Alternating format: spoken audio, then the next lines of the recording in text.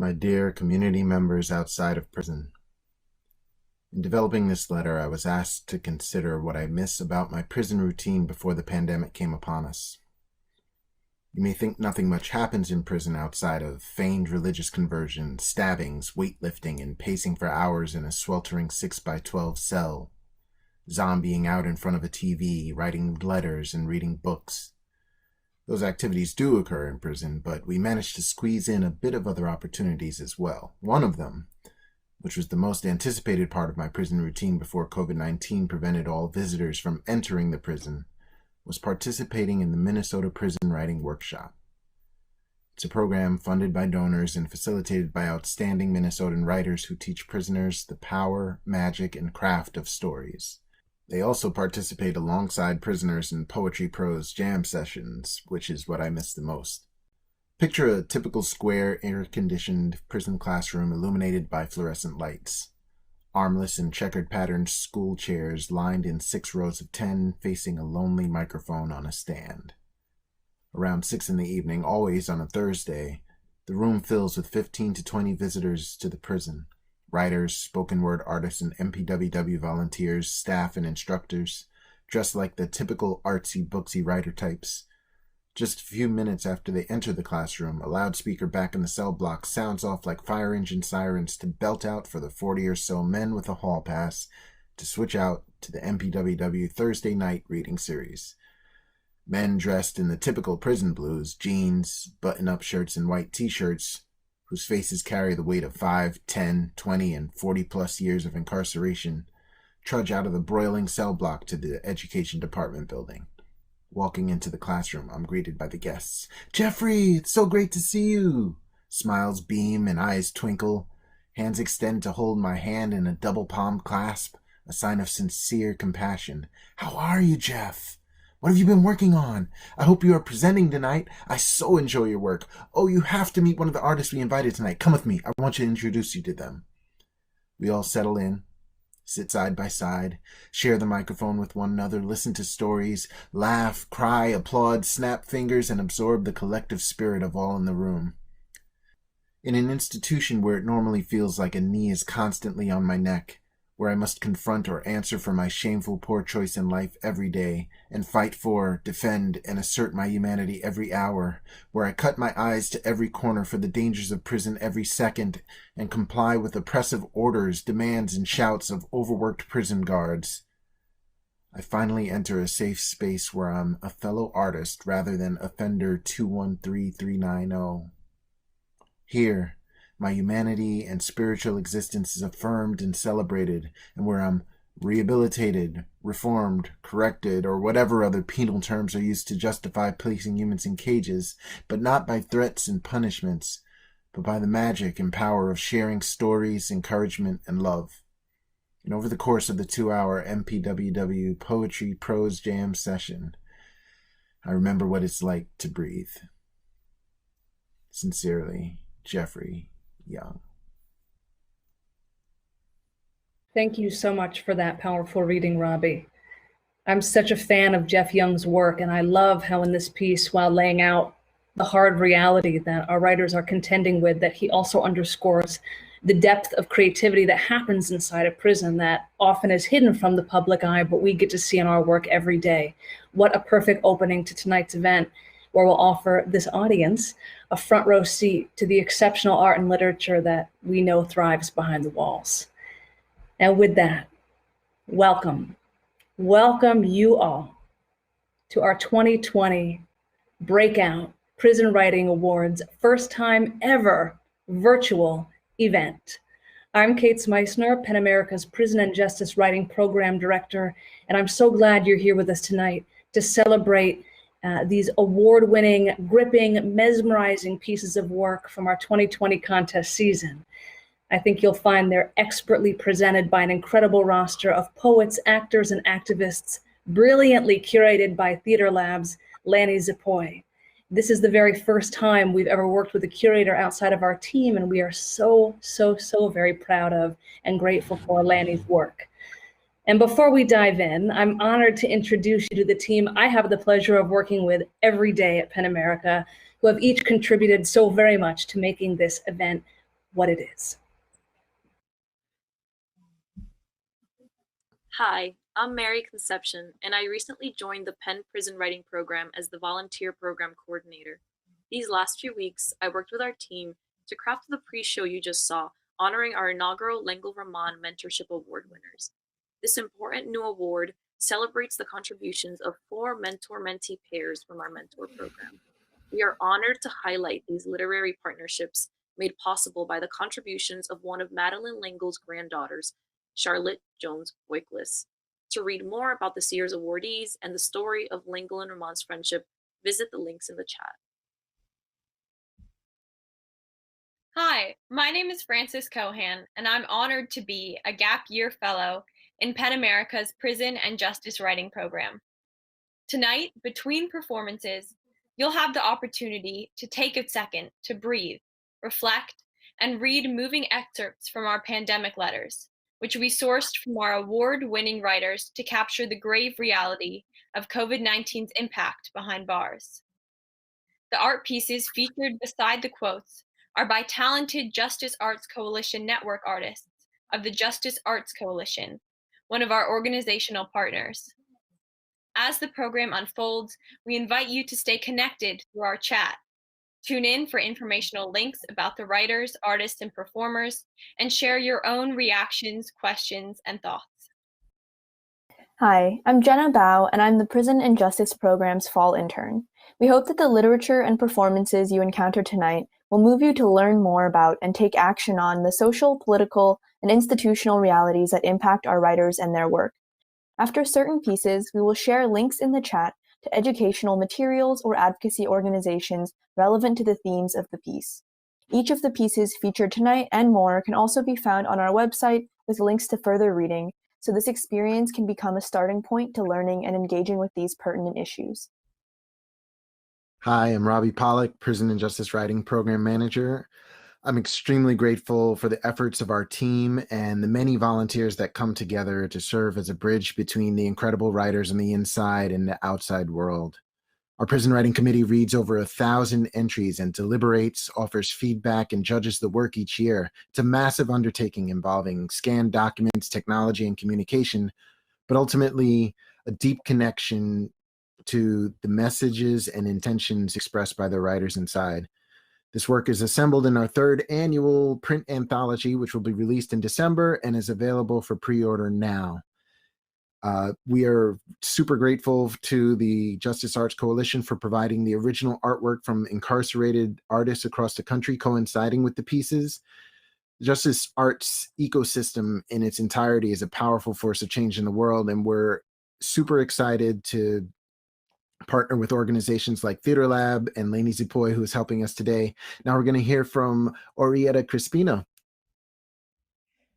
Theater Lab is proud to partner with PEN America to curate the readings of these incredible poems, essays, and dramas.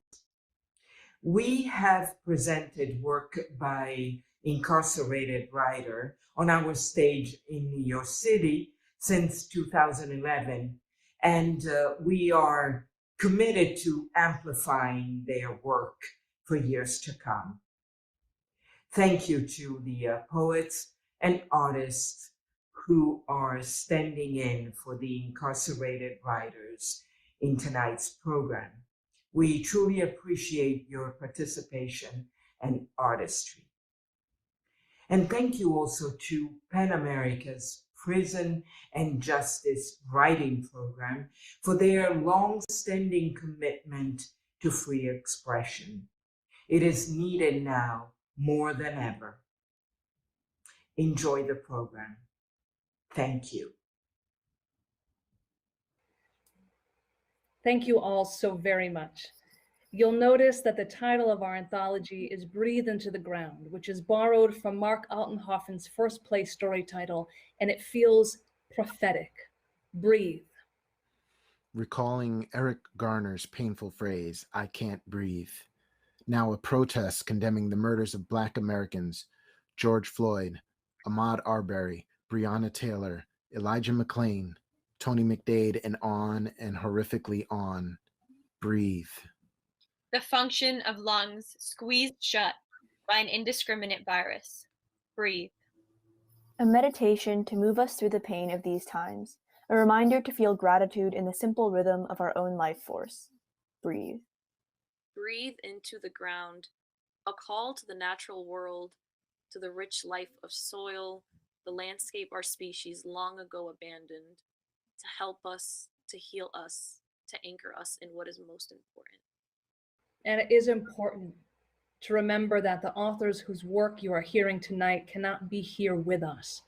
It is our goal to recreate the experience as best able for them through screenshots, printouts of our remarks, and your responses.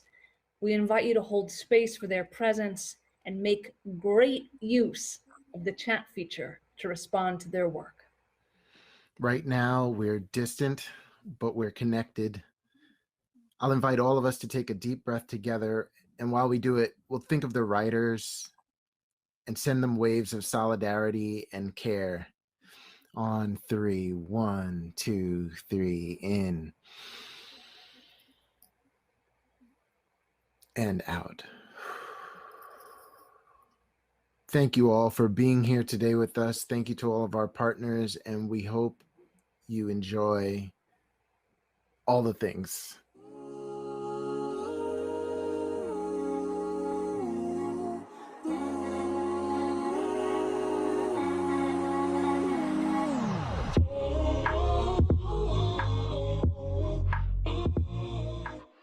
In Response to Loneliness by Demetrius Buckley. If anyone tells you they understand your deepest need, thought it through on their commute to hug their family before dinner, dog lapping open hand as to clean off nicotine and fast food residue, they're really expressing their own ideal of struggle, mapping out your pothole of mood with their GPS system, constructing a top of old detours and exits, routes and back streets to places you'd rather not travel down on your best day. So filling your hands with your face means you've seen what prison does to a person.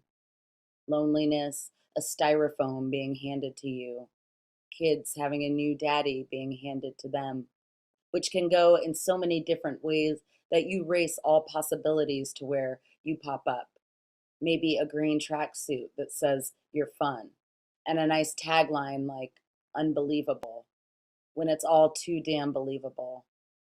The ex would laugh, remembering how you used to be so kind, thoughtful, and cute, the way your arms fold when commanding a room.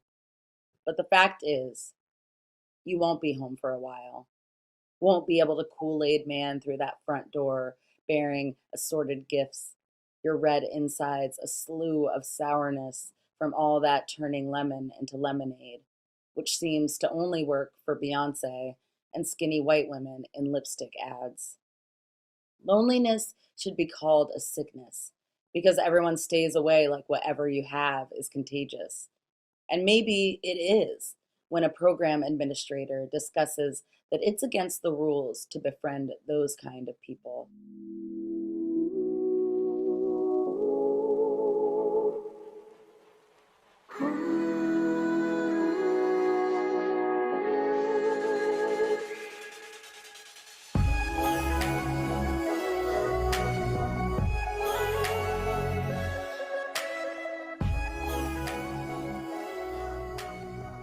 Every Saturday, my mother took me, Carl, and Rob to the neighborhood park.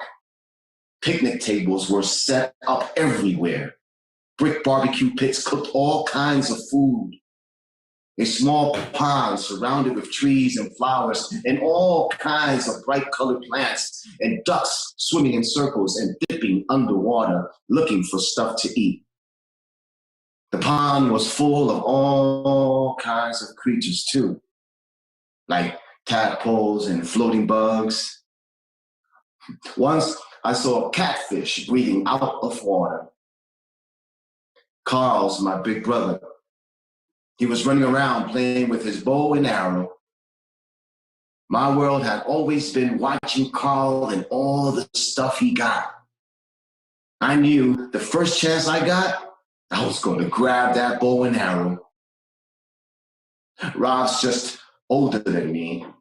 He got a lot of stuff too, but I liked Carl's stuff better. Plus, Rob's not as cool as Carl and doesn't like the same kind of toys that we like. I was scheming on how to get Carl's down. I sat up and saw an ant crawl up a clover. It darted up and down the light green skinny stem. I counted 3 leaves. A teacher once read a classroom a story about 4-leaf clovers. They had something to do with Irish and luck. So I began looking for a 4-leaf clover, but all I could find were ones with 3 leaves. Up above, a blackbird landed in the tree that kept the hot sun off of me. The bird hopped from branch to branch looking for her nest. I noticed bright red spots on her wings as it cackled and chirped. It seemed lost too. Being in the park was one of my favorite things to do when I wasn't on the swings or monkey bars at Dewey Elementary. I was just getting used to walking to school by myself. The loneliness and fear were going away because I could still see our front door when I turned to go inside my classroom. Being alone in school was the first time I was away from Carl and Rob and my mother. My father was away on his Navy ship. I missed them all while sitting on the kindergarten floor with all the other kids, getting messy from finger painting, drawing with crayons, or gluing things together.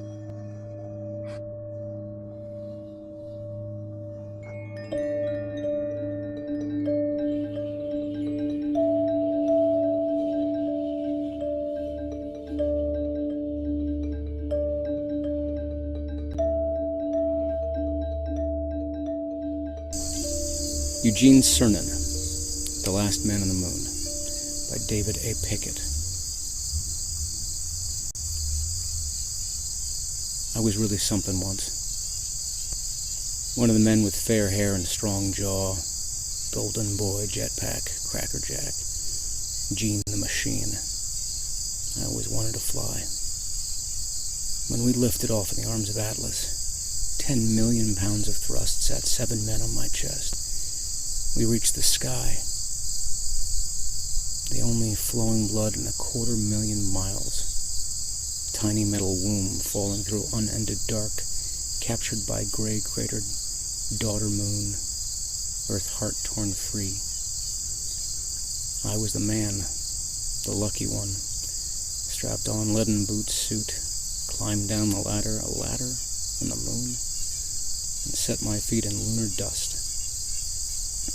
In my dreams, I still float off that last rung, land on ancient gray crust, raising motes that glitter in the sun and fall. That scarred face rises every month of my life. I make my slow way down the steps to my front lawn, my hands shake as I open the mailbox. Still, that stone floats over me, pale behind the blue sky.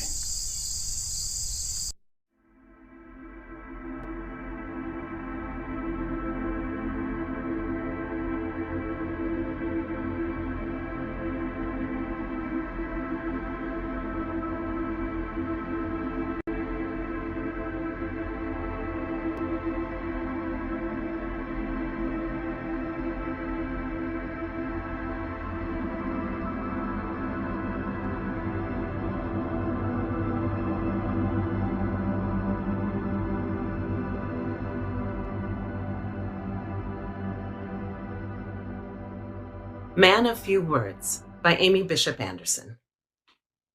I only have a few minutes remaining on my prison phone account, so my husband, Jackson, and I race through the logistics common to marriage: kids, school, taxes. Then Jackson, normally a man of few words, tells me about Sharon, a friend from our old life in Boston. Sharon just got divorced. That's too bad, I reply. Our kids and her girls grew up together, and they socialize every time my family returns to Boston to visit my parents. I hope Sharon gets the house. The kids pass around the phone and we exchange I love yous before Jack takes it again. I can always tell when he does. I hear his breathing, not labored, but there in my heart.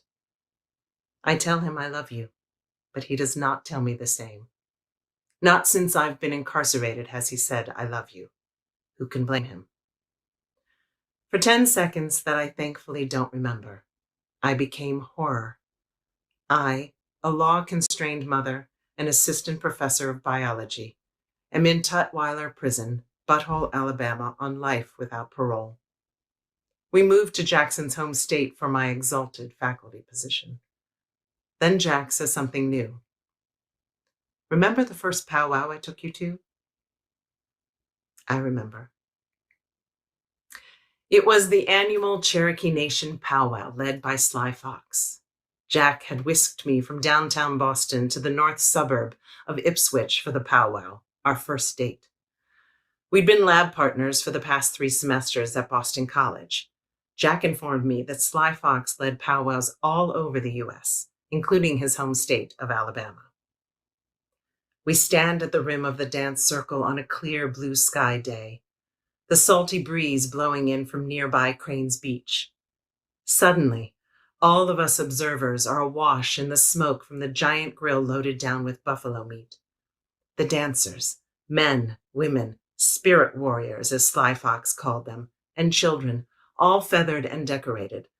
The men with bell-bedecked thongs strapped to their legs, the women with shells, are stomping, moving, singing, and jangling their bells and shells, led by the chants of Sly Fox to the insistent beat of the drums. The dance ends, and Sly Fox raises his arms. The feathered children scamper off to play. The teenagers saunter off talking, joking. One checks his cell phone. Sly Fox begins. Wee-ha-I-ya, wee-ha-I-ya. We invite new couples who have chosen to journey through life together until they join the Great Spirit and dance together in heaven. Sly Fox laughs and adds, "Come on, men, don't be shy." Tentative young men and a few older men lead their chosen women into the circle. My hand is seized. I turn to Jack and take in his Cherokee cheekbones, a gift from his father, his mirth-filled blue eyes, a gift from his mother. He leads me into the circle and we dance behind Sly Fox and his spirit warriors. Wee-ha-I-ya, wee-ha-I-ya.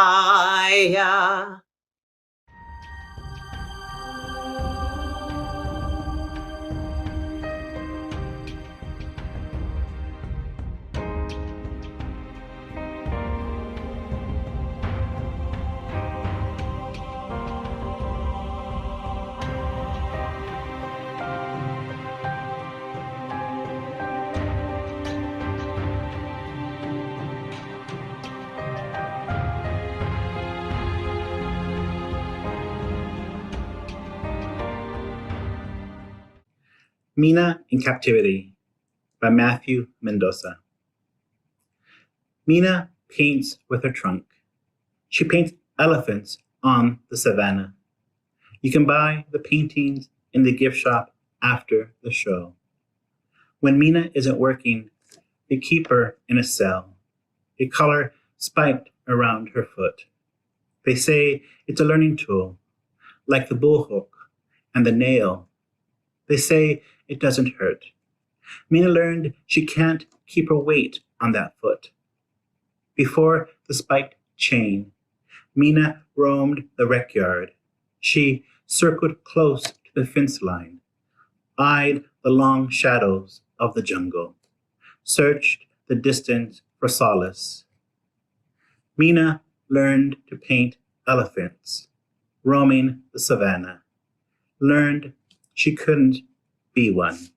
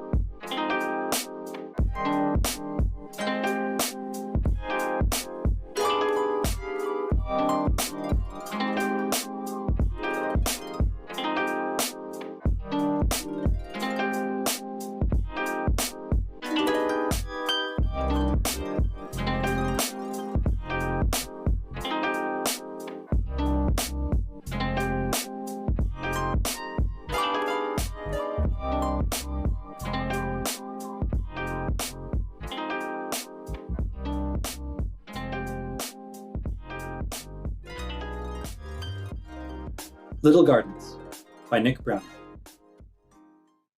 Is it possible for murderers to change, to understand what led them to their irrevocable decision and develop true remorse? Does the answer change if the person was a child at the time of the crime? I was 15 when I destroyed not only my own life, but also the ones of those closest to me. And I've wrestled with the answers to such hypotheticals ever since. Were I inclined to excuse and explain away my conduct or put forth other similarly self-interested rationalizations, I'd answer yes.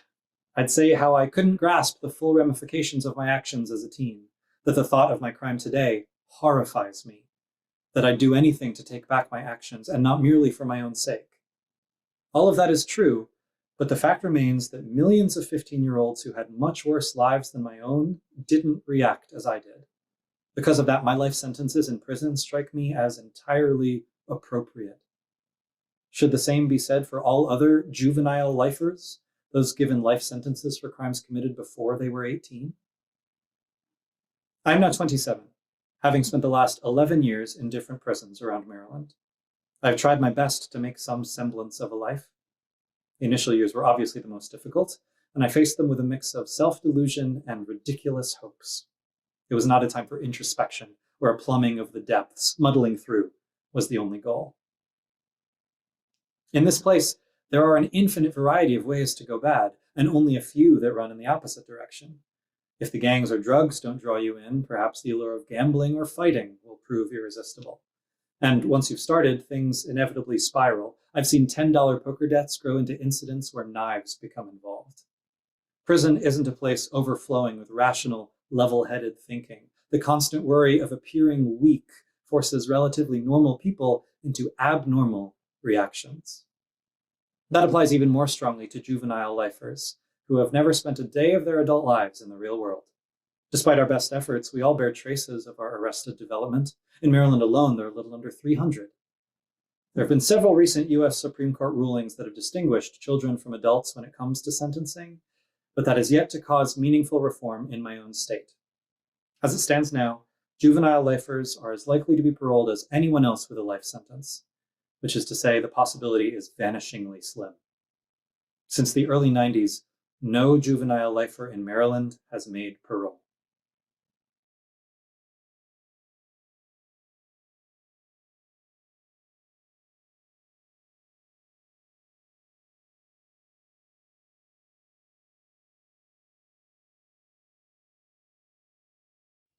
What I Would Like to Hear by Elizabeth Hawes. Cat purring, his head bumping against my chin as we watch the house sparrows splash in their bath in the backyard raspberry patch. My dad, singing Leonard Cohen's A Bird on a Wire in my mind as I read the Sunday paper health section second page. Ginger ale is healthy. A section bottom left. An antidote for Ebola and the Zika virus is discovered in the mountains of Peru. A section, page 4. Americans attempting traveling to Mexico to escape the arid conditions of the Southwest are being turned away at the border because Mexico does not want any more foreigners. Addendum.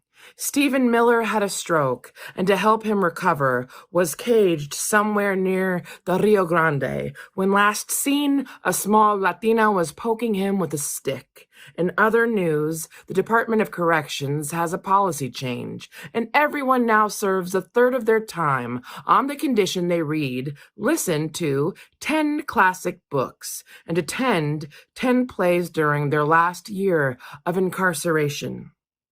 I turn on the radio to find the twins are October bound and it's only August.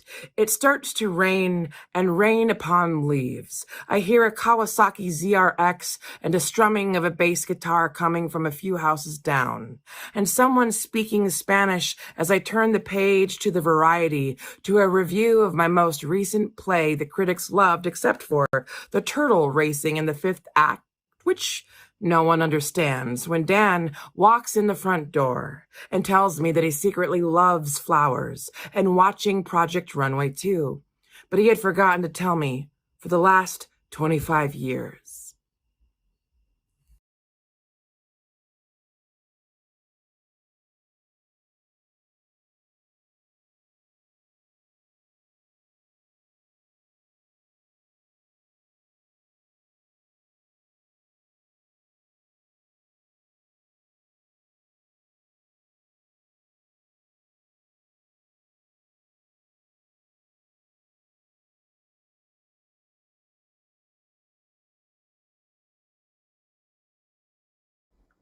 This is a poem by the poet Terry Heaton called El Reno. Today I gazed upon the Oklahoma plain, felt the wind blowing upon my chest, the same breeze that, in its journey, ruffled the white fur of the Arctic fox, traveling freely across the land as I once did. Today, when I felt the wind, I could not travel with it. Past the guard tower, it blew over and around the cyclone fence and razor wire. The obstacles that contain me mean nothing to it. It caressed me in passing and went on its way.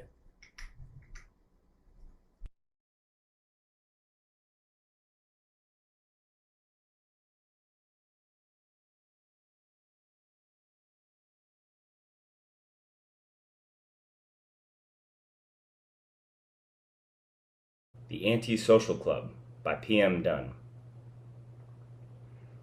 After 2 years in the Barred Prison Initiative, I was finally eligible for an academic transfer to Eastern CF to earn credits toward a bachelor's degree.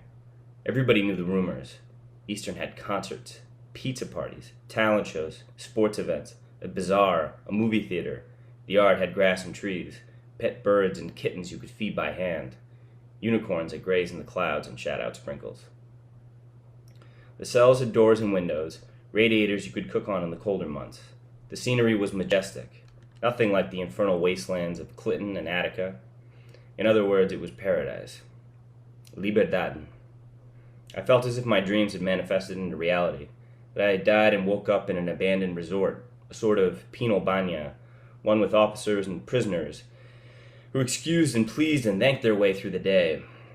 But I instead came to find that Eastern was just another jail, another correctional facility, another zoo with the same hyenas and serpents as any other in the state. The come down was worse than detoxing from pharmaceuticals. I may have cried inside. Part 2. His name was Jules, a 37-year-old biracial Long Islander, ex-drug dealer and Hofstra dropout. Smile creased face, plump as a Chinese wealth deity. Just a regular dude locked up like me. He kept to himself. Most importantly, he agreed that the third Matrix installment should be deleted from existence. I did not need to know much more. We hit it off early and got into a routine. Marijuana, cookies, chips, Breaking Bad and Walking Dead marathons, classic flicks. He'd peer review early drafts of my poetry and fiction, taking them back to his cell to mark in red pen commentary and criticism I appreciated for its honesty and wit, for how it churned in ink long after it dried, as if from the raw id of Harold Bloom. There was nothing he didn't have an opinion on. I couldn't keep up. During commercials, he'd roast people in the yard. When the commercials ended, he'd clap his hands. Okay, we're back.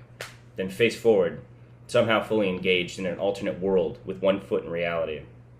We called ourselves the Anti-Social Social Club, an esteemed institution with a daily fee of dirt weed and junk food. For uniforms, no blazers and ascots, just thick skins and beard stubble. Summer came and left. The once verdant mountainside turned yellow, then orange and red, like a tidal wave of fire threatening to swallow the jail. Around this time I was having a bit of trouble getting published. Translation, I wasn't. I'd spent most of my savings and was broke. My rejection letter collection had grown vast enough to serve as wallpaper. Nobody wanted to publish the doggerel of a convicted felon. Sympathetic peers paid me for love letters and poems to their significant others, but that was on holidays and special occasions. Villanelle and sonnets were not in high demand. Shocker. I was surviving on state food, oatmeal, ramen noodles, peanut butter and jelly, stuff that falls off the shelves of bomb shelters during earthquakes. Jules knew that I was struggling to feed myself and send out manuscripts, so he bought me a survival kit, the prison equivalent of a doomsday prepper's bug-out bag, and refused any attempt to pay him back, with a shrug of his massive shoulders. You could pay me back when you're rich and famous, he'd say, in earnest. Just keep doing what you're doing. The first few times he helped me, I enacted the whole, I appreciate but don't need anyone's sympathy routine.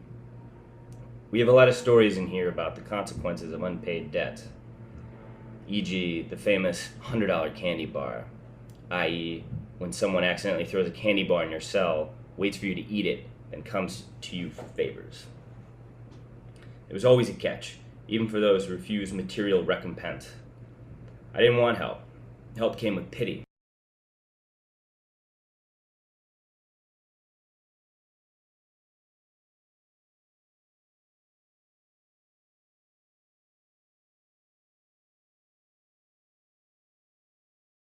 My name is Marcelo Hernandez Castillo, and this is the poem Free Press by C. Fausto Cabrera. This is the land of 10,000 lakes, stated on each license plate printed in the prison industry plant of Rush City, where I wake so far immersed in this sentence, the ones and zeros of dreams are in a bars and bullshit razor wire wonk. Out of a different cell, into the same cage, I see a troop of circus clowns leaning over a spread newspaper, like they might fall in. They seem mad about something new, nothing to do with what they add or subtract. This time it's another killer cop. Last week it was a normal murder. But they weren't mad, just looking to gossip about black on black and white space. I thought about drowning, how akin the gasps for air seem in moments of tragedy, and how common it is for black folk to joke about not knowing how to swim. 2 decades ago, I saw the same scene in a county jail. Clowns crowd around an open paper. One looked at me, back down, then at me again. Then he walked away in a silent scorn that unsettled my stomach. I'd already seen the section, knew it wasn't a fraction of the whole story, and thus contemplated my rights to throw it away, or at least tear the square around my mugshot. To save face, a police report painted, knowing no journalist would go fishing for me. I learned long ago about taking the bait of free press and the dangers of falling into the sea of an open paper with its biased beaches.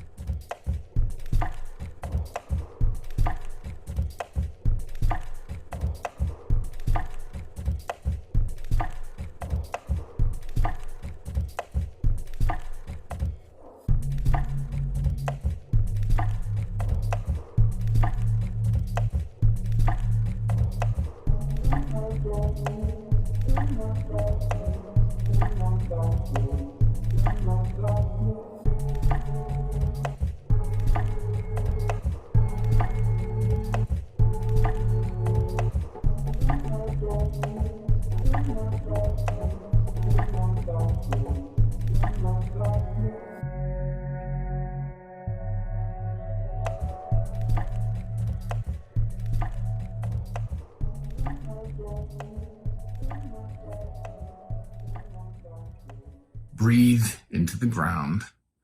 If you breathe into the ground, they won't hear you. And the tears in your eyes won't shine in the moonlight. Don't move. Concentrate on the terrified calliope beat of your heart and let the bugs investigate you. You can swat and scratch later, but for now, don't move. You've invaded their home to make yourself hidden. Keep your face pressed to the earth. Take in the green smell of the weeds that screen you. Think of that smell. And not that Thomas will hurt you bad if he finds you. He wouldn't care you're only 11. He would turn his fear and rage upon you if he discovered you. It had been Craig's idea to come out here, not yours, but Thomas wouldn't care about that either. Thomas is almost 8 years older than you. The rich kid that drove the nice car, the boy with the mineral blue eyes of a dead sunfish. He'd strangled that cat to death in front of you.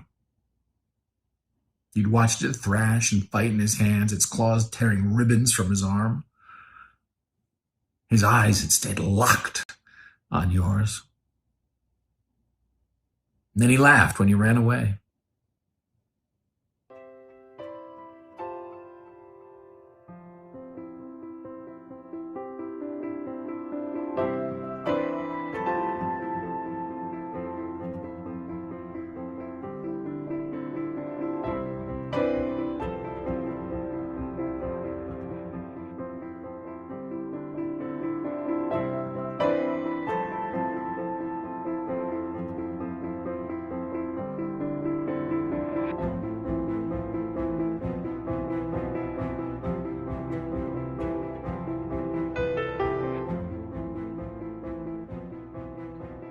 Hi, my name is Sebastian Hassani Paramo, and I'm reading a poem titled No Future in a Circle by Jason Centrone.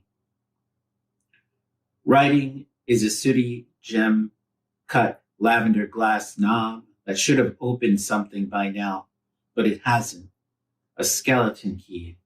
A skeleton key is certainly interred, lost in a bed of cream soda, bottle caps, I'm guessing, from summers at the farm, before the fire, when a hayride could draw life in close enough to kiss.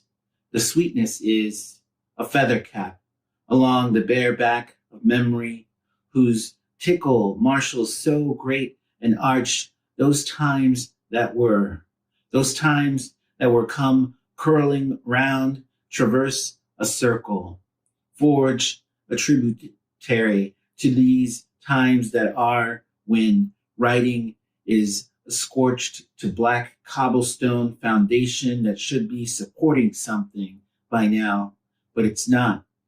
What little sentiments emerge? Oh, ephemera, mostly, slight ringing in the sudden silence, that tingling head to toe, that tingling or the tractor fumes, buoyant and a bit slow to go still. The briefest souvenirs all traverse a circle, meaning one more ride won't bring us round, meaning one last ride won't bring us round, but to where we started, to whatever comfort there survives. Same old country lane, same lumbering, bale-laden flatbed. It's not hay at all. It's never hay, but the straw for every stable and the palomino. Why, she even has your name. Oh, whose bottle is whose? But the very nature of thraldom keeps so much as a swig missing from my own. Ease you down, brush you off while the ribbon, crouch to let you on while the ribbon, waltz you piggyback along while the final ribbon of tired laughter seals the circle. Whoa, the ground feels like it's moving, but it's not.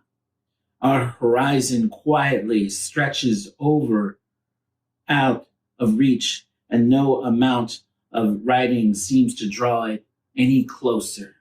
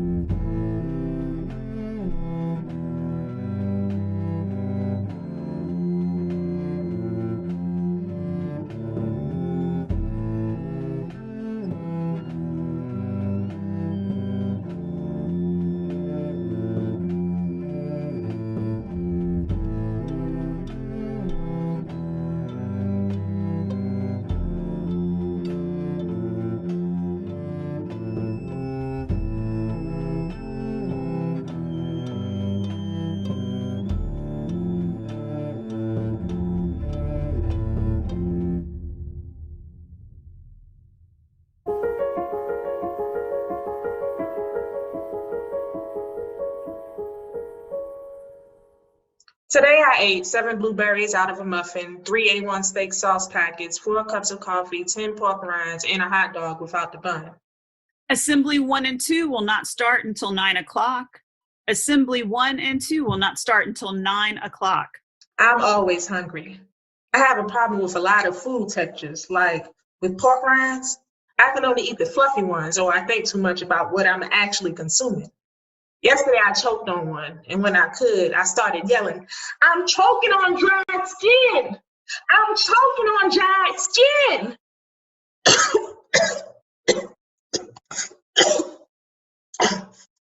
It was horrible.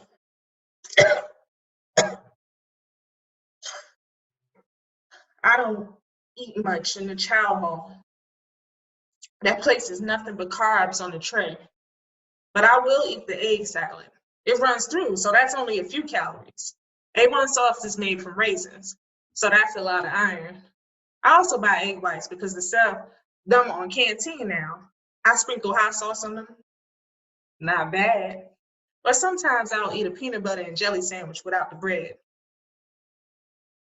When I was a teenager, I would vomit daily, which I know is really bad for you. Now I just don't eat. It's healthier, but it's harder. It takes a lot of discipline. I love my mom, but she's a difficult person. I worry about her and the care for my children. I worry about her financial state, how she responds to issues surrounding my siblings, especially my brother. He's an addict. I disagree with how she parents, how she gets when she gets mad. She yells, is a name caller, has no awareness of how hurtful her words can be. She watches my oldest. He's 13. He feels displaced. My son won't lie to me, but doesn't want to tell me what she says to him because he knows it will upset me. He's not happy where he is now. Feels that it's not normal. On the weekends, my mom often watches all 3 of my kids, 13, 7, and 3. And I always have to ask her to bring the kids to visit me. Our relationship is strained. We don't talk about it, but the undercurrent in our arguments is like, stop taking all my free time. And I'm like, stop ruining my kid. There's resentment on both sides. My biggest frustration is that I have no control. There's little I can do about her behavior and decisions. My mother will say things like, I hate my life. Get off that fucking game, you little bastard, and go to bed. I would never speak to my child that way. I would do things differently. Anthony to meds and dinner. Anthony to meds and dinner. We're all waiting for the day when I am free. We're all waiting for the day when I am free.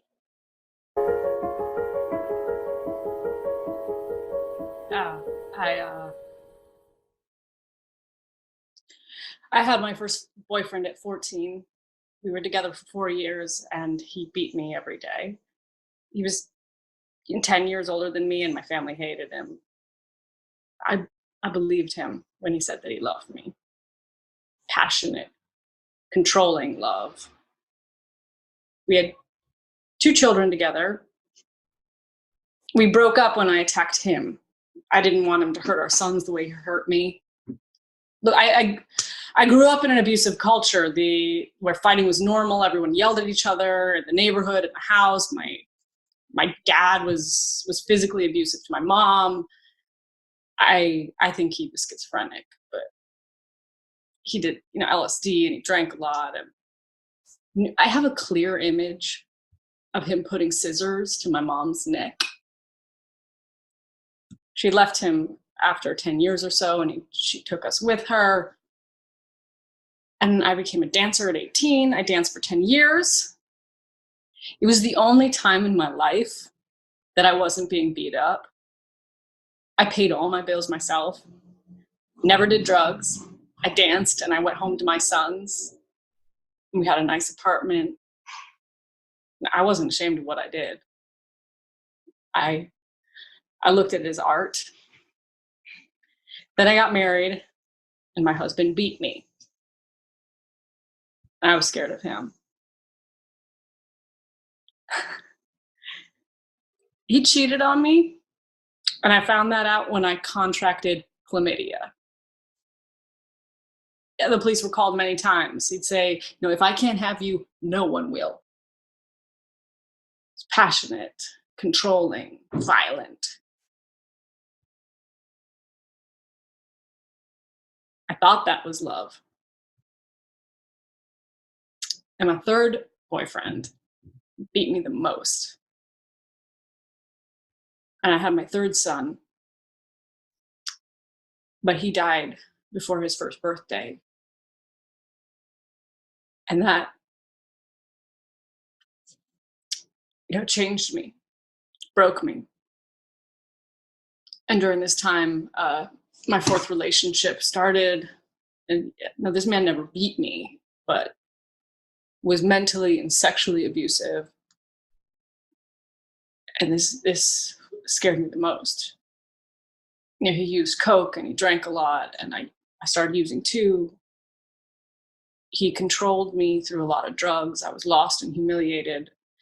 But mental control is 1,000 times worse than physical beatings. I'm here because I stabbed him close to his heart. I hurt from how people loved me. But I love differently now.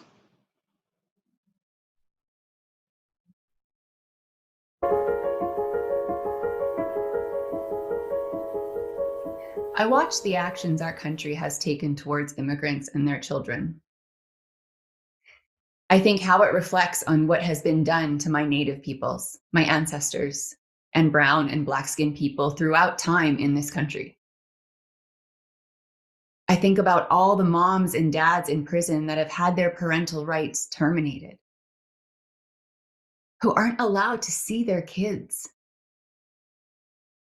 You don't think there is damage done to these children? The lady that runs our parenting program says that 1 in 28 American children and 1 in 9 American children of color will experience a parent's incarceration. That's a lot of trauma.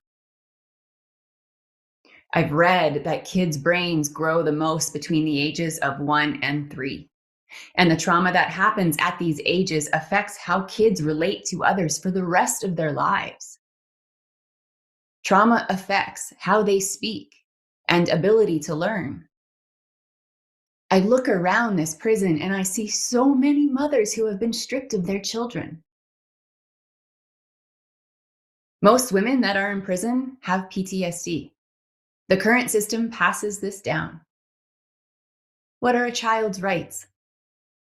What are the rights of children in the sentencing process? How many futures of children are systematically fucked by the DOC? What is our country doing methodically, persistently to children?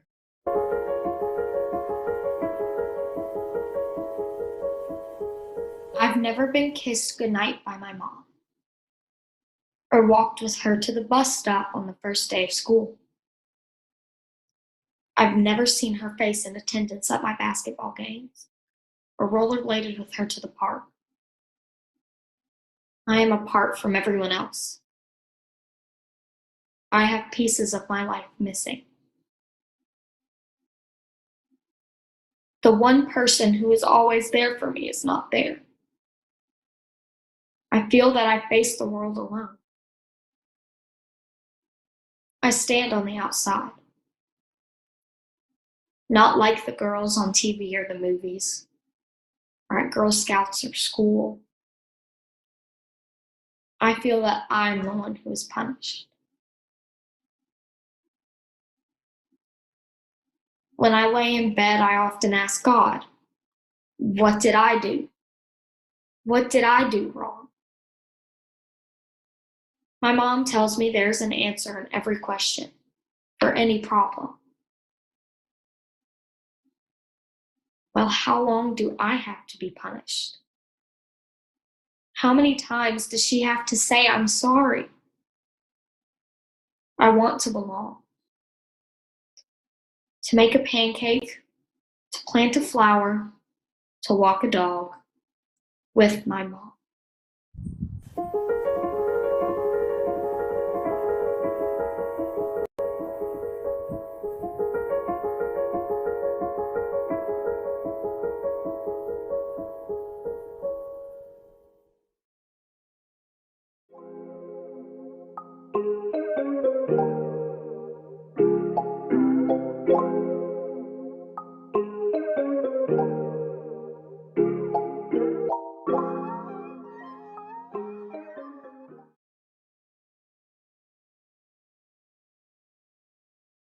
ConStar provides one-touch navigation services for all inmates.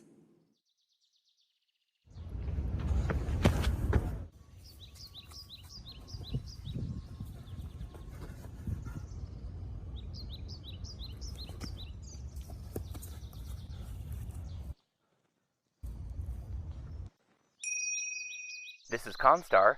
How may I help you, Mr. Conway? Number 285730? Hi, yeah, I'm lost. No problem, Mr. Conway. Our GPS sensors indicate you're in the woods approximately 2.3 miles north of Goose Lake Prison. Continue straight ahead for 800 yards, then turn left the unnamed service road and continue approximately 1 mile to County Road 44. Would you like me to dispatch an Uber to wait for you at your destination? ConStar, helping cons find their way home since 2015.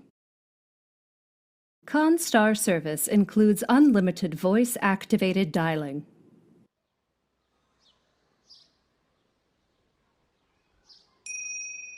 Hello, Mr. Mindrup. This is ConStar. How may we assist you?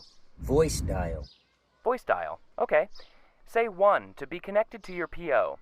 Say 2 to be connected to your attorney. Say 3 to be connected to your mother. Say 4 to be connected to Grubhub. Say 5 to be connected to your discreet international travel agent. Say 6 to be connected to your non-authorized pharmaceutical provider. Say 7 to be connected to your judge's unlisted home phone number. ConStar, keeping cons connected since 2015. ConStar service includes voice reminders and fully customizable voice responses.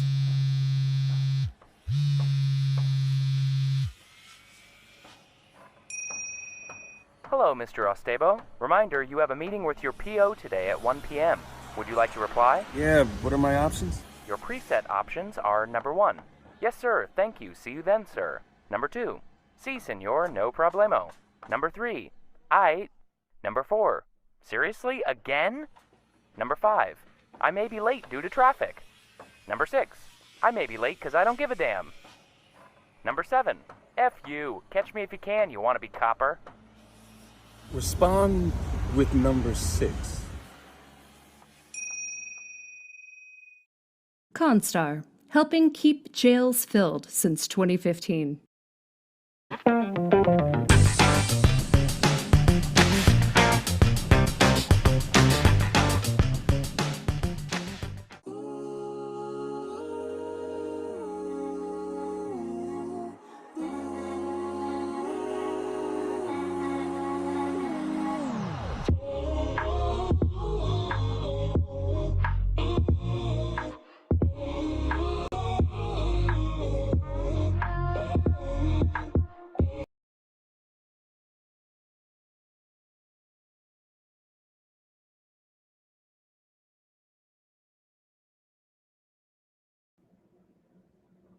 I'm not even prepared to speak after that.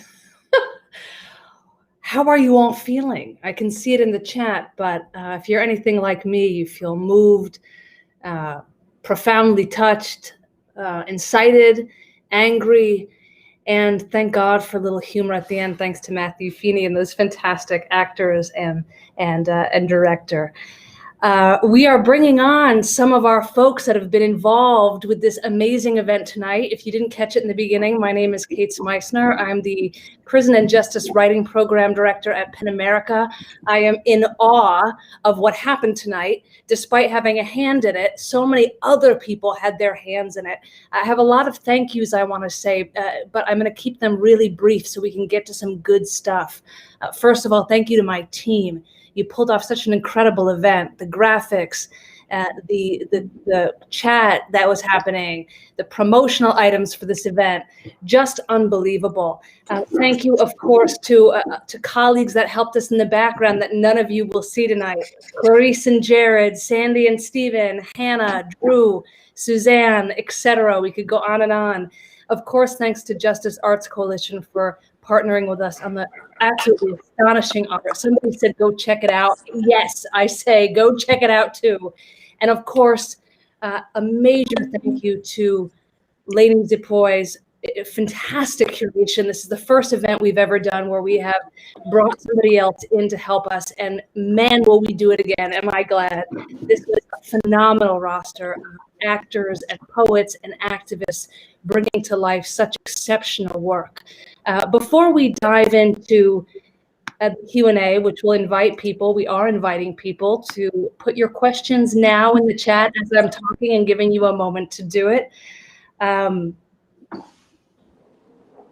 I just forgot what I was going to say as I was prompting you. There was somebody, I wanted to be very, very, very sure and certain to give another very, very strong, loud shout out to our prison writing committee, which consists of 50 volunteers who lead thousands of entries to this contest yearly and curated what you see tonight. A huge shout out, of course, endless shouts out to the writers themselves. I feel their absence. I think you must too. And all of our performers held their presence so beautifully with such honor. I could keep going on and on and on, but you're not here to see me be sappy. You're here to talk to some of the people who made this happen. So I think I want to open with a question that our team provided as we wait for other questions to roll in from our audience. And that question is, if you could give a message to the person whose work you read, what would it be? Not everybody has to answer, but if you feel moved to, go ahead and jump in. Kate, can you say that one more time? Absolutely. If there was one message that you could give to the person whose work you read tonight or performed, what would it be?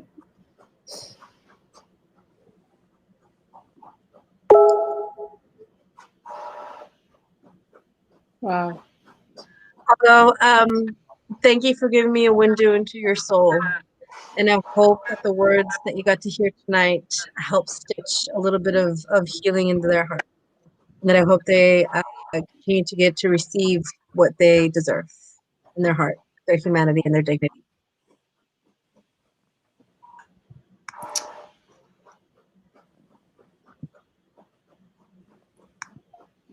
I think the words just helped me understand more about love and her discovery of what love means. And I took that ride with her, and it was really special.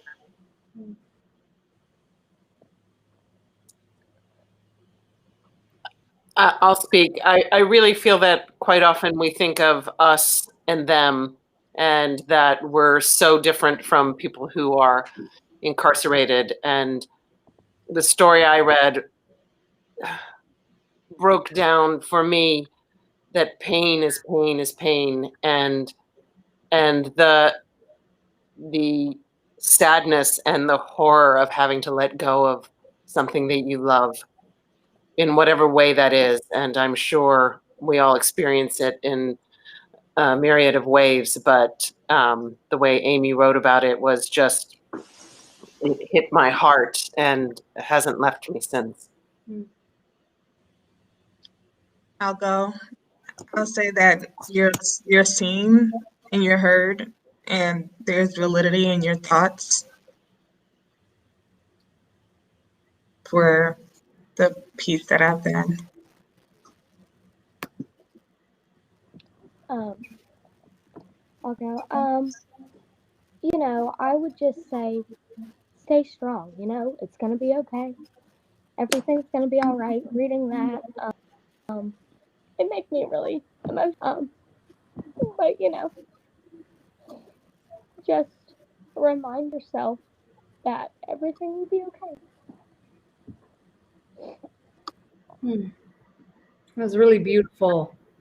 And, you know, something that we say in our program, and I think I say it in every event, so anybody who's ever been to our event has heard it now more than once, is that we consider our work really connective rather than a charitable approach. And the idea is exactly what you each touch on, that there's such humanity that we share through the walls, that the writing was exceptional and needed exceptional people to bring it to life. So the values that you're expressing are very much echo what we were hoping to bring to the table. So thank you for that. And Alyssa, you had a lot of fans here. So I apologize. I did not think they were that. It's great to have the support. You need it. We all need it. I'm wondering if any questions have come in, but as we're waiting to see, I'm sort of looking at a private chat here and trying to toggle. I want to know, well, I'm thinking actually to a podcast interview that our fellow Francis engaged with Kaba, who read one of the pieces tonight about what it means to hold another person's work in your mouth. Now, actors do that all the time. Poets don't always. So we were asking Kava as a poet how it felt to hold the responsibility of somebody, not just somebody else, but somebody else who can't be theirs, words in his mouth, in their mouth. So I want to know from any of you who care to answer, how do you grapple with that? What ethics did you bring to that? What were you thinking about when you said, okay, I have this work, now how do I honor it? What was your process?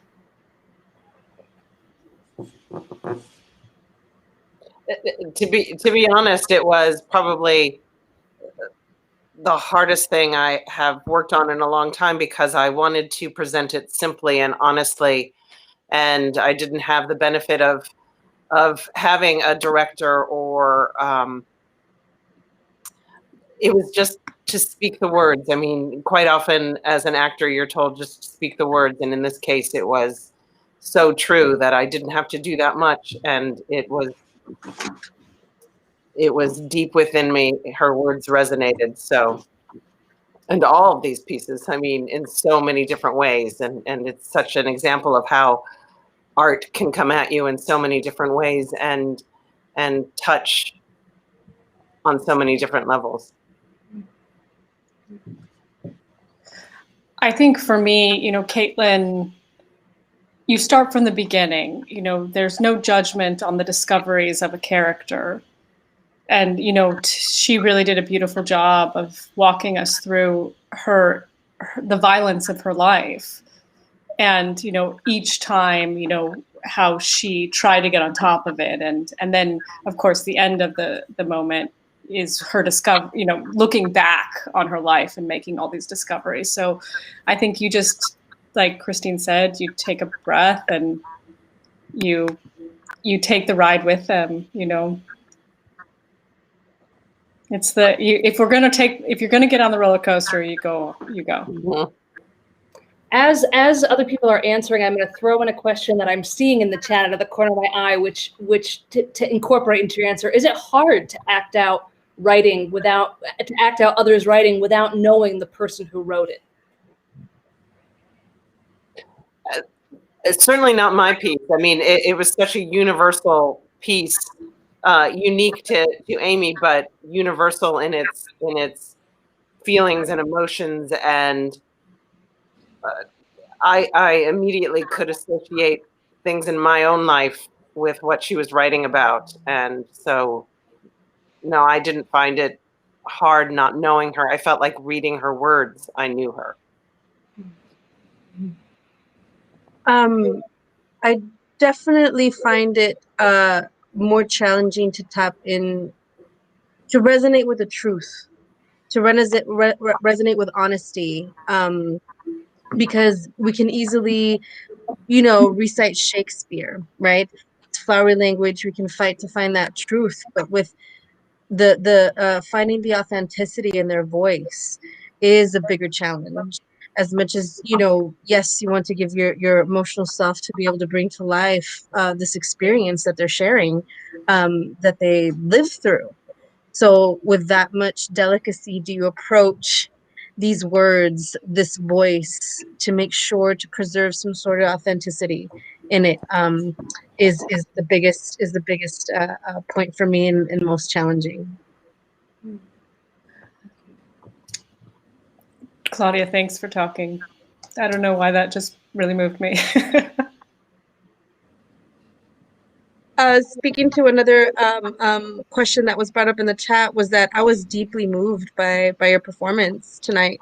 Having had so many friends who are survivors of domestic abuse who did not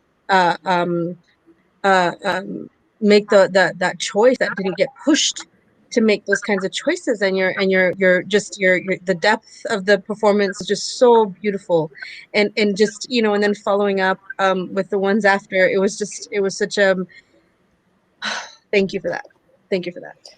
I think that any emotions come up for you while performing the work that was surprising? Thank you, Claudia. I think hearing it all together, not realizing how many women have lost children in prison. You know, it's a very shared experience, and that, I don't know, I'm sure there's some sociology. So I don't know, but it just, to me, that was the first time it just kind of all came together. I was like, this is an in normal experience, an unbelievable thing. You know, it just meant, it's just so much. And to answer the question about what struck everyone about the program tonight, that from something we didn't perform ourselves, I would say the little girl piece. And I was just thinking about how we often think about the people that are in prison, but we don't think about like their families or the people it may affect. And besides the people that are actually in prison, and just how she was saying she doesn't have anyone. And I think that I was moved by her performance and just by the thought of that actually being people's reality. Again, going back to, you know, the how, like, is it easy to put yourself in that person's shoes? Not, I mean, that part was so moving for me, because, you know, I had to think about, like, what if I didn't have my mom? Like, how would that feel for me? So trying to, you know, show her sadness and how, you know, upset and disappointed she is, and how she feels that it's her fault. I had to make sure that I put all of that in there, because, you know, you just have to do justice for these people. Wonderful. I wanted to just quickly point to a question from, I think, Kathy Clark, who runs an amazing program in Florida called Exchange for Change that teaches inside prisons. The question is, you know, can we make this video available to play in prisons? And the answer is yes, absolutely. If you have ideas of how, let us know. We don't partner with any Department of Corrections. We work with individuals in prisons, so we don't have those inroads. But if any of you listening in have an idea, we are certainly open and would love that. There's a lot of questions on here that are hard to answer, probably for the folks, for you all. The questions like, do men in prison talk about their children less than women? That's probably something that somebody who's been inside could answer, or somebody who works inside. I don't know that we could answer that on this Q&A tonight. I saw a question about the difference in our anthologies. That's something also I would love our prison writing committee to talk about. But something that, again, I want to utilize the expertise that we have here with us. Lanny, you're in the chat, and I'm hoping I can invite you to swap out with me. You were such a huge part of this event. You were the curator. You had a big hand in who read what and why and how. So I think it'd be really fantastic that I can bring Lanny on to take some of this Q&A forward, and I'll hop off. Lanny, can you confirm? that this is okay with you. All right, everybody, welcome Lanny. I'm really glad she'll get some airtime because she's a big deal. Oh, Lanny, you can just join us. So here you go. I can make room too in case somebody else wants to come on. Yeah, hi. I think Markia dropped off, which I would love for her to come back if possible. First of all, I have to say thank you to Kate, Robbie, Mary, Francis, everyone at PEN America for such a great job. I mean, I saw the pieces, but how it all came together, I was moved to tears. Absolutely. Literally moved to tears. And I'm just so grateful there are so many wonderful artists that are here and read the pieces. And that for many of them, I'm very lucky to have a special connection. I met Markia when she was 8 years old. I tutored her brother at East Harlem Tutorial Program and may have taken her to her first play. So this feels very full circle in many ways. Never had an idea that we would come back together. I'm not going to tell how many years later, but it's a few. And so I'm really grateful. And then I've had really great opportunity to work with Claudia off Broadway and Kirsty too, and Alyssa. I'm looking for future, chances. And Christine, that piece guts me every time I read it. And with your performance, it's just so lovely. So I want to say thank you to everybody for bringing the artistry here. I have just a general question though for everybody, which is about, we've all been living in isolation a little bit more than maybe we had pre-pandemic. And I want to just sit with, were there anything in the letters that you saw that really grounded or hit you in terms of the incarcerated writers and their letters and their experiences? Was there anything in that part that really touched upon you or made you think about your own experiences in 2020?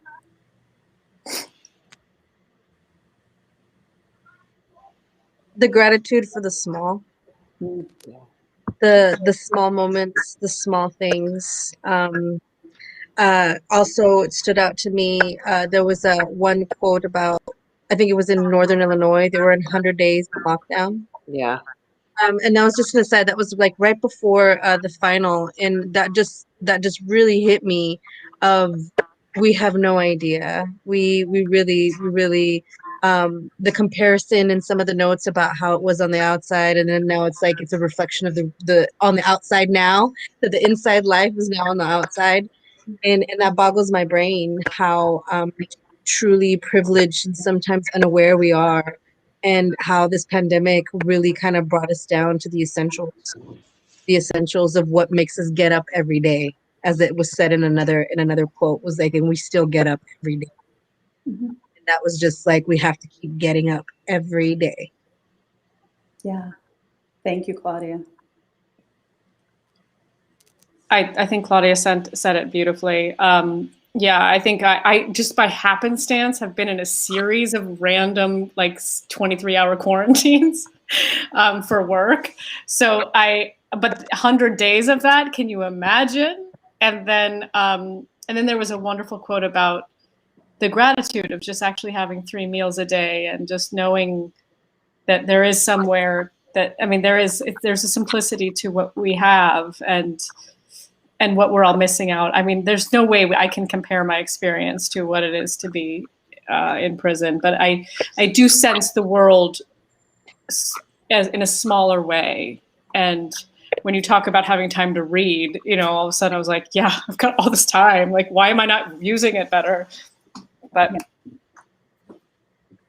yeah, exactly. I think that's so true. And I know Kate has mentioned, obviously the anthology is coming out. Everybody should get a copy of it and re-experience. You've only seen snippets. The play that Kirsty, Claudia, and Alyssa and I dream of directing and producing it for the stage when it happens. And there's this beautiful part where it opens and every single one of the women, and there are, I think, around 22 of them, are on stage at the same time, and then come and present each piece, and they get to experience that.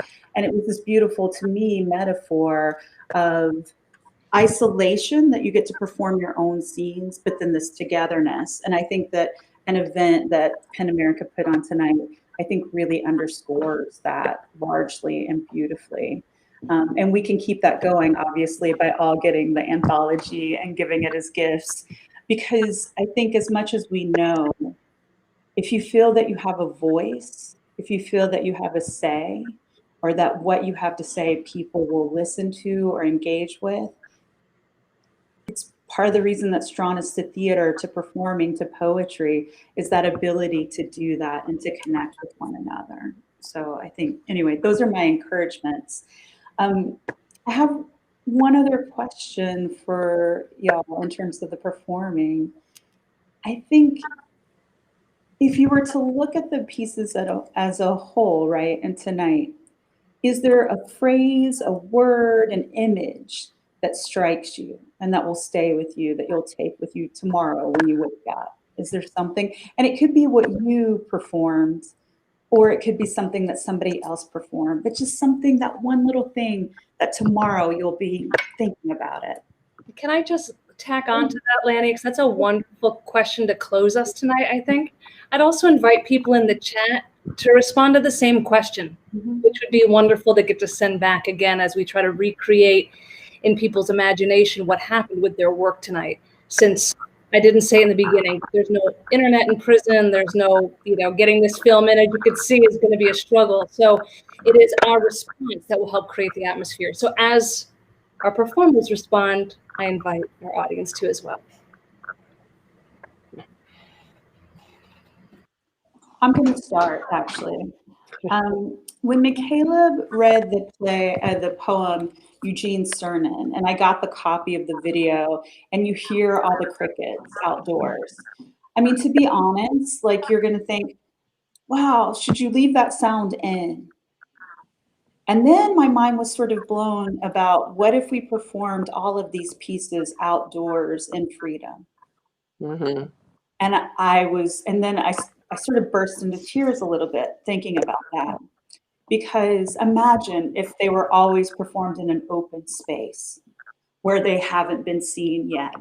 And then tonight, Kavit wrote in the chat how much they enjoyed every cricket sound.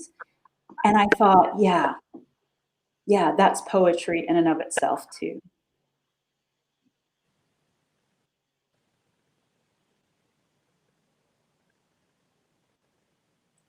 So anybody else have any images or thoughts of something that just sparked for you? I just think the power of true words. The simple reality of speaking what you're feeling.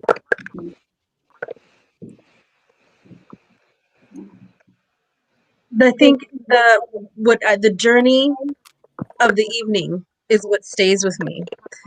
Is hearing the poetry, seeing the letters, having these excerpts, performing these pieces, and then the journey that you gave us, this breath of the satire of this video.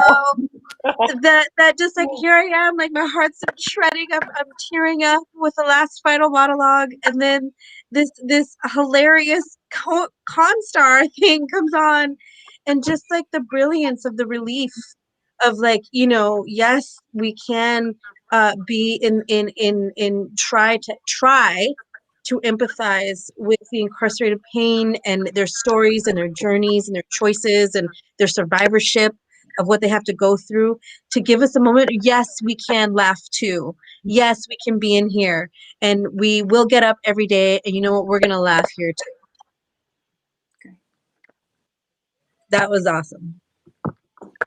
Yeah, shout out to Kristen McCarthy Parker and everybody who made Constar happen. Hilarious. Lanny, it's so funny you said that, because I had that exact same thought about the crickets when they were happening, where I was like, boy, I wish I had used a different background. When it's like because it was such a, it's so the together, it's such a special thing, because it provides the imagination of freedom and the voices of those that don't have it right now. And so I really thought that was a very beautiful way of putting it. And I think a word that came to me is 2 words, grace and humanity. Beautiful. Really beautiful.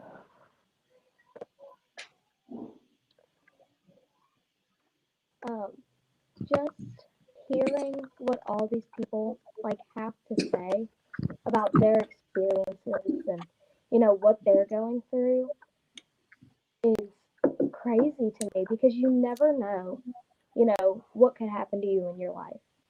You never know, you know not every day is going to be great. You don't know how you're going to act every day. You don't know how other people are going to act towards you. And just hearing like what they've done, how they want to change and everything like that is just it's inspiring. It is, Alyssa. It is very much.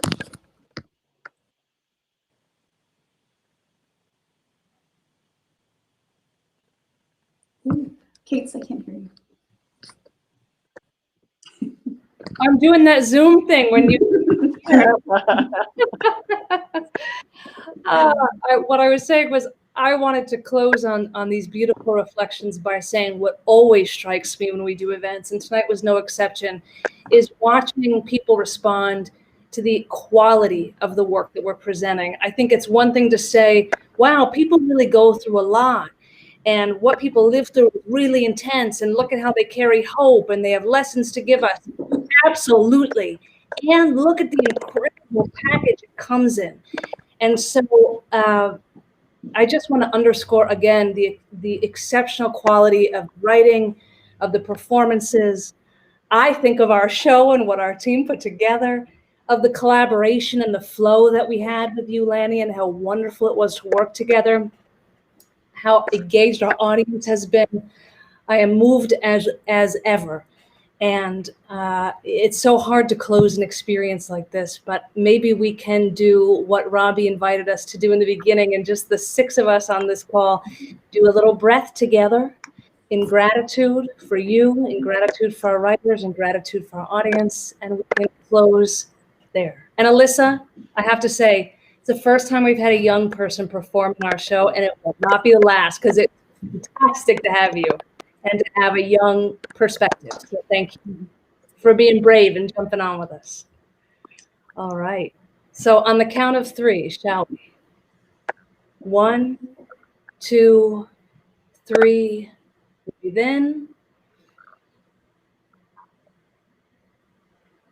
and out. Thank you all so much. We really appreciate your presence.